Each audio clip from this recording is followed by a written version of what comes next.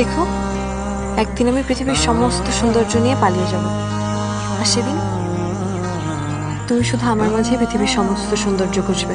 জন্ম মৃত্যুর আবর্তনে পুনর্জন্ম